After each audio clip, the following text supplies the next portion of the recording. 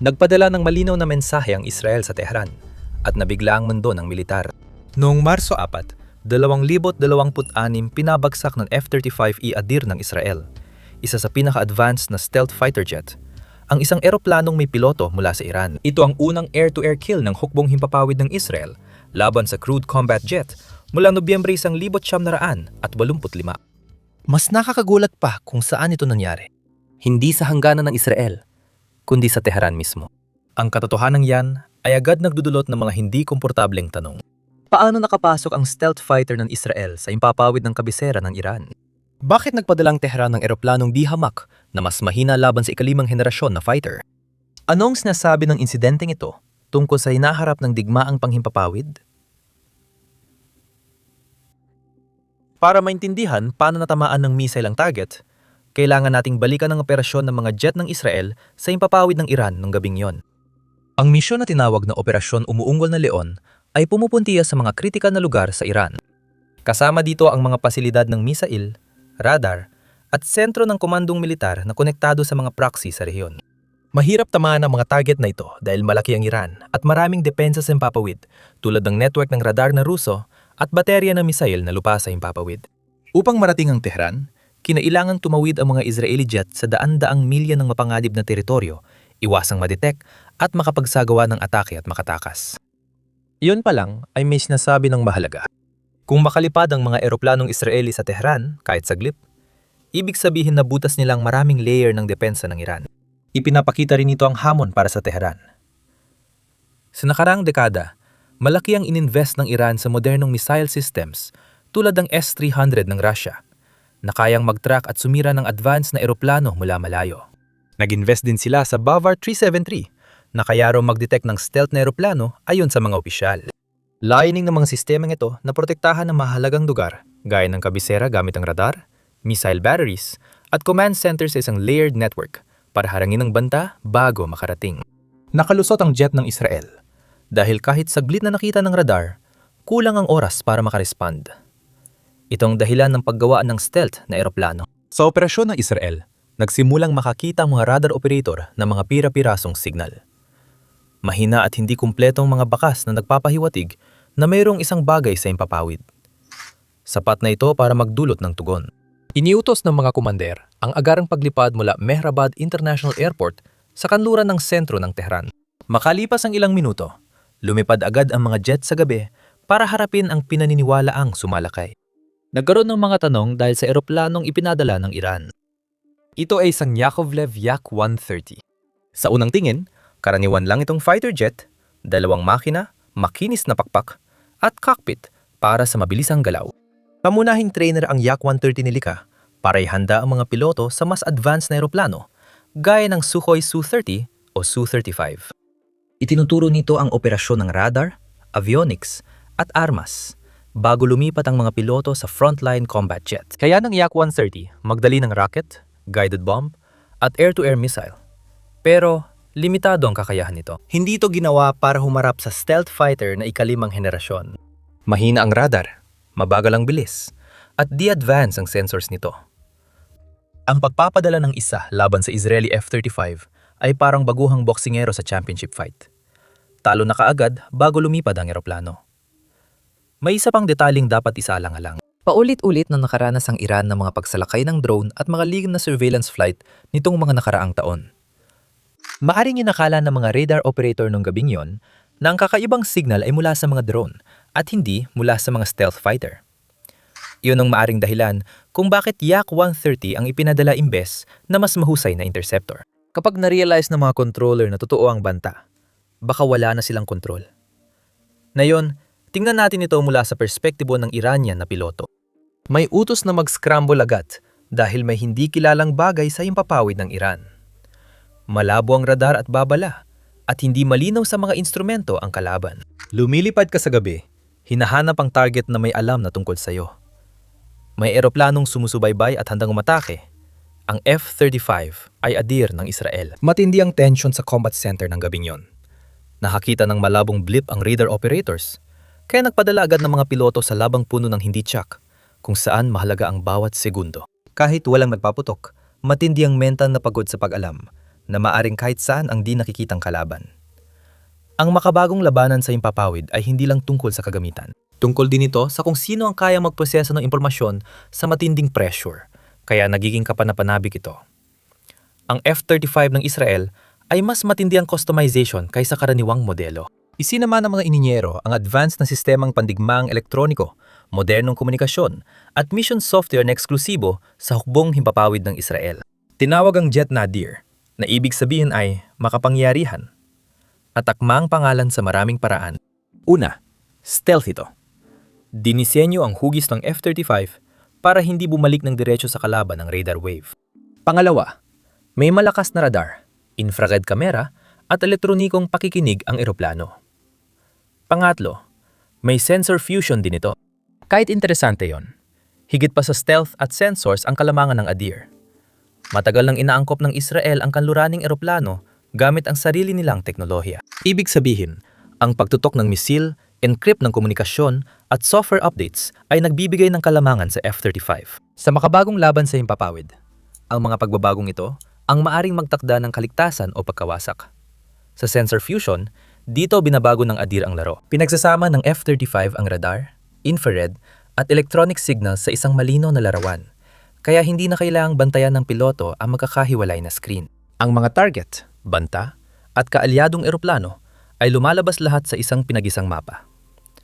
Sa mga lumang jet, madalas na nasasayang ng mga piloto ang mahahalagang segundo sa pagsubok na intindihin ang magulong at magkakahiwalay na datos. Sa F-35, otomatikong ginagawa ng eroplano ang trabahong yon, kaya makakapokus ang piloto sa panalo. Sa himpapawid ng Tehran, na-detect ng mga sensor ng F-35 ang paakyat na Yak-130. Maaring desperadong hinahanap ng Iranian jet ang kalaban nito, pero alam na ng stealth fighter ang eksaktong kinaroroonan nito. Mula sa Israeli cockpit, magiging kalmado ang pakiramdam ng sitwasyon. Naglalak ang radar, tinutukoy ng computer ang distansya, bilis, at trajectory, at lumalabas ang firing solution sa helmet display ng piloto. Halos mechanical na ang enkwentro. Tinutok ng piloto, kinumpirma ang target, saka nagpaputok. Malamang AIM-120 AMRAAM ang missile mula F-35, ang sandigan ng Western air-to-air combat sa loob ng ilang dekada. Ang bagong bersyon ay kayang tamaan ng target na lampas 100 kilometro, gamit ang radar at updates mula sa eroplanong naglunsad. Sa makabagong labanan sa himpapawid, kadalasan ay hindi na nakikita ng mga piloto ang eroplanong kanilang sinisira. Ang mga dogfight kung saan ang mga jet ay paikot-ikot at nagmamanyobra sa malapitang distansya ay lalong nagiging bihira. Ngayon, nagaganap ang mga labanan sa malayong distansya at natatapos sa loob ng ilang segundo, lampas sa abot ng paningin. Ang misil ay dumiretso patungo sa target nito, ginabayan ng eksaktong datos mula sa radar. Nang mapansin ng Yak-130 ang nangyari, huli na. Naghiwa-hiwalay ito at bumagsak, pero ligtas ang dalawang piloto matapos mag-eject. Sa Israeli cockpit, agad dumating ang kumpirmasyon. Nawala ang target sa display. Tapos na ang engkwentro. Malaking bahagi sa kasaysayan ang engkwentrong yon, dahil unang beses na nakabagsak ng eroplanong may piloto ang F-35 sa totoong labanan. Matagal ding binatikos ang F-35 na programa. Naging pinakamahal na proyekto ng fighter jet sa kasaysayan ang eroplano na binagabag ng mga pagkaantala at patuloy na pagtaas ng gastos. Pinuna ng mga kritiko ang pagiging komplikado nito at pati na rin ang kakayahan nitong magtagumpay sa air-to-air combat. Mahigit isang dekada nang nagpapatuloy ang mga debate na iyon. Madalas nang iangkin ng state media ng Iran na napabagsak nilang F-35 ng Israel, lalo na nung nakaraang taon. Noong Hunyo 2025, ipinagyabang nilang napabagsak nila ang 3 stealth jet at naglabas ng mga larawang napatunayang peke o mali ang pagkakakilanlan. Napabulaanan din ang iba pang ulat nang mapatunayan na hindi mapagkakatiwalaan o maling akala lang ang mga sinasabing napabagsak na eroplano. Dati, puro tagumpay lang sa papel na di napatunayan. Pero ngayon, mismong Israel at F-35 Ayadir ang nagpakita ng totoong ebidensya ng pagkawasak sa Tehran, hindi basta pag-aangkin lang. Hindi na matatanggi ang ebidensya. Binago nito ang kwento kung sinong may kontrol sa di nakikitang himpapawid. Ang stealth at mga sensor ay nagbago ng mga pagyayabang noon sa mapait na katotohanan na yon na ipapakitang ang labanan sa pananaw ay napalitan ng labanan ng katotohanan. Kasaysayan ang nagsasara ng mga argumento sa labanan. Ang F-15 Eagle halimbawa ay nagkamunang maalamat na reputasyon sa pamamagitan ng totoong labanan, kung saan pinatunayan ng mga piloto ng Israel at Amerika ang halaga nito sa loob ng mga dekada. Ang F-16 ay sumunod sa katulad na landas na nagwagi ng respeto sa iba't ibang mga labanan. Ang mahusay na fighter jet ay pinatutunayan ng galing sa isang makasaysayang labanan. Para sa F-35, posible na engkwentro sa Tehran ang sandaling iyon. Ang pag-atake ay nagpapatunay kung bakit ito dinisenyo. Mukhang mabilis lang ito sa ere, pero mahalaga ito para sa mga piloto at sinusubaybayan ng mga gobyerno sa buong mundo. Mahigit 15 bansa ang gumagamit o balak kumuha ng F-35 at bawat engkwentro ng jets ay nagiging aral sa mga piloto nito. Bawat piloto ng F-35 ay kumikilos bilang bahagi ng isang pandaigdigang network ng pagkatuto. Ibinabahagi sa mga kaalyado ang datos ng engkwentro, sensor performance, missile accuracy, at reaction times. Ibig sabihin, malapit nang malaman ng mga piloto sa Hapon, Noruega, Italia, at iba pa kung paano gumalaw ang F-35 sa totoong labanan. Ang isang misil ng Israel ay natuturo ng aral sa 12-dosenang Air Force sa mundo. Ginagawang global case study ang isang laban. Ang breakthrough na tagumpay ay hindi lang milestone para sa Israel. Mahalagang tagumpay ito para sa mga bansang gumagamit ng eroplanong ito na nagpapadala ng malinaw na mensahe lampas sa Tehran. Ang mga kalapit na bansa ay muling pinag-iisipan kung ano ang ibig sabihin ng pagtatanggol ng kanilang himpapawid laban sa mga stealth na eroplano. Maaring mapag-iwanan na ang mga bansang namumuhunan pa rin sa lumang fighter at tradisyonal na radar system. Hindi lang basta sandali ang engkwentrong ito, kundi isang babalang bahagi na ng plano ng militar sa reyon. Mas malalim ang aral dito. Hindi lang tuho sa eroplano, kundi ipinapakita rin ng laban sa Tehran kung paano nagbabago ang labanan sa himpapawid. Hindi ito dramatikong dogfight na may nag-iikot na mga jet at habulan sa mga ulap. Sensor, datos at long-range na misil ang nagpasya ng laban. Ang modernong labanan sa himpapawid ay nakatuon sa impormasyon, bilis at stealth. Kahit may piloto ang eroplano, may epekto ito sa mga operasyon na walang tao. Namamayani ang F-35 hindi lang laban sa mga jet, kundi pati sa mga drone at autonomong sistema. Ang mga bansang gumagamit ng drone para sa pagmamanman o pag-atake ay kailangang baguhin ang operasyon dahil nagkakaroon ng bulag na bahagi kahit sa automatikong depensa dahil sa stealth at sensor fusion. Ang mga fighter na yon ay lumilipad bilang sentro ng sensors, kumukolekta ng radar, infrared at elektronikong signal at ipinapasa ang datos sa ibang eroplano at ground systems. Nagiging isang network ang larangan ng labanan at bawat eroplano ay nagbibigay ng ambag sa mas malaki at palaging nagbabagong darawan. Ang F-35 ay dinisenyo para sa ganitong kapaligiran. Ginagawang mabilis at eksaktong desisyon ang datos para sa mga piloto. Ang bilis ay madalas nagtatakda ng buhay o kamatayan sa labanan sa himpapawid. Ang mga misil tulad ng AIM-120 AMRAAM ay bumibiyahe ng ilang ulit na mas mabilis kaysa sa tunog. Ang pagdetect ng banta, kahit ilang segundo ng mas maaga, ay nagbibigay ng malaking kalamangan sa isang piloto. Pinalalawak pa ng mga stealth na eroplano ang kalamangan na iyon. Kapag hindi ka agad makita ng radar ng kalaban, ikaw ang may kontrol sa simula at madalas sa pagtatapos ng labanan. Ito ang naging bentahe ng F-35 laban sa Yak-130. Sa teknolohiya, ito'y textbook na halimbawa ng stealth.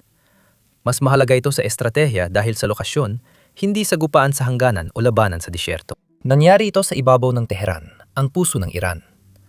Bihirang mga labanan sa himpapawid na nagaganap sa mga kabisera. Kadalasan, ang mga engkwentro sa ere ay nangyayari malapit sa mga frontline o hangganan kung saan inaasahan ang labanan. Ang pagpapabagsak ng eroplano sa kabisera ay may ibang ibig sabihin. Ipinapakita nitong kaya ng umaatake abutin ang politikal at militar na sentro ng bansa.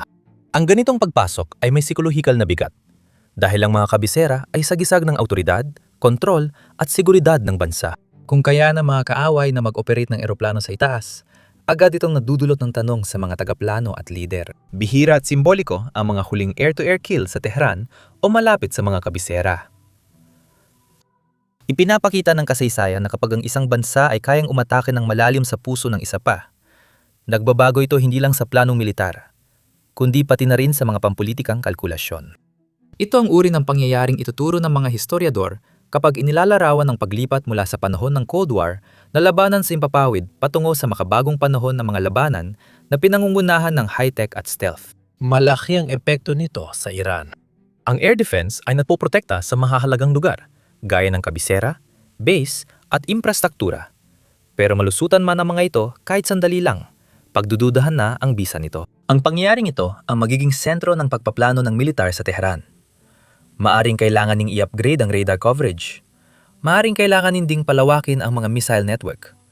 At maaring maging agarang pangangailangan ang modernisasyon ng mga fighter jet. Hindi lang sa Tehran nararamdaman ang pressure na ito. Ang mga bansang may luma ng air defense system ay kailangan pumili kung mag-upgrade ng radar at missile o sanayin ng mga piloto para mas mabilis tumugon. Ipinapakita ng engkwentro na hindi sapat ang bilyon-bilyong gastos sa surface-to-air network laban sa stealth fighter. Ang mga desisyong pampinansyal na yon ang tutukoy kung kayang depensahan ng mga bansa ang kanilang himpapawid o mananatiling tagamasid. Nakabantay rin ang ibang bansa. Sa gitnang silangan, maingat ang militar sa pag-aaral ng detalye. May gumagamit na ng F-35 at marami pang susunod. Ginagawang hindi nagaanong mapagkakatiwalaan ng mga stealth aircraft ang mga tradisyonal na estratehiya sa depensa ng himpapawid. Nahihirapan ang mga lumang istasyon ng radar na matukoy ang mga eroplanong mahirap makita. Ang mga fighter jet na walang advanced sensors ay hindi agad makatugon. Napipilit ang pag-isipan muli ng mga bansa ang estratehiya at mag-invest sa bagong teknolohiya ng radar para matukoy ang stealth aircraft. Ang iba ay tutok sa integrated networks at sensors, habang ang iba ay papabilisin ng stealth program.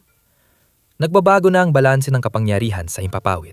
Ang mga sandaling, tulad ng pagpapabagsak sa Tehran, ay hindi lang tungkol sa nawasak na eroplano. Ipinapakita nila kung paano magaganap ang mga labanan sa hinaharap. Sandali lang ang engkwentro. Isang eroplanong naghahanap sa dilim, isa naman ang sumusubaybay mula malayo. Pinakawalan ng misil, siya tumahimik. Maaring isa yon sa pinaka-pinag-aralang labanan sa himpapawid ng dekada. Ipinapakita nito ang bilis ng makabagong labanan. Ipinapakita rin nito na giging mapagpasyang salik ang teknolohiyang hindi nakikita. Piloto pa rin ang may huling desisyon, pero maraming impormasyon ang binibigay ng eroplano para gabayan sila.